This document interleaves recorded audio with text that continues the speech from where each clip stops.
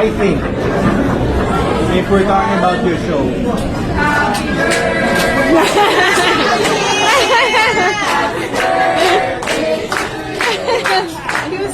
sino yung manghiram ng lighter sa birthday celebration? Oh my God, Baba, take two. Birthday to you. Happy birthday. Happy birthday.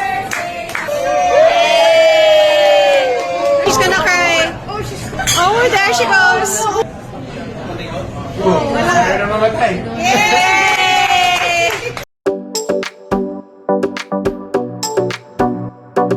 Nitong nakaraang Sabado, March 21, masayang ipinagdiwang ng pamilya ng aktres na si Lotlot De Leon ang kanyang ika-55 taong kaarawan sa isang simple ngunit napaka-espesyal na selebrasyon.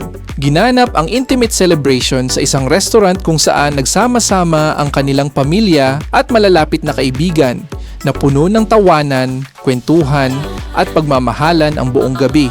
Kumpleto ang mga anak ni Lotlot sa pangunguna ng kanyang panganay na si Janine Gutierrez na sinamahan pa ng kanyang boyfriend na si Jericho Rosales. Kapansin-pansin din ang presensya ng ex-husband ni Lotlot na si Monching Gutierrez na patunay na nananatiling maayos ang kanilang samahan bilang pamilya sa kabila ng kanilang nakaraan. Dumalo rin ang ilang kamag-anak kabilang na ang mga pinsan ni Janine na sina Ara Davao at Ricky May na lalong nagbigay kulay at saya sa selebrasyon. Samantala, mas lalong naging emosyonal ang okasyon nang ibahagi ni Janine ang kanyang taos-pusong mensahe para sa kanyang ina, isang mensaheng puno ng pagmamahal, pasasalamat at paghanga. Ayon sa kanyang birthday greeting, "It's my mama's birthday and she deserves the world. Love you so much, mama, and thank you for everything. Sa patuloy mong pag-alaga at pagbigay ng sobra-sobra. I love you and I'm so proud of you always, Miss Lotlot De Leon." Agad namang umani ng papuri mula sa netizens ang nasabing mensahe at marami ang naantig sa malapit at matibay na relasyon ng mag-ina.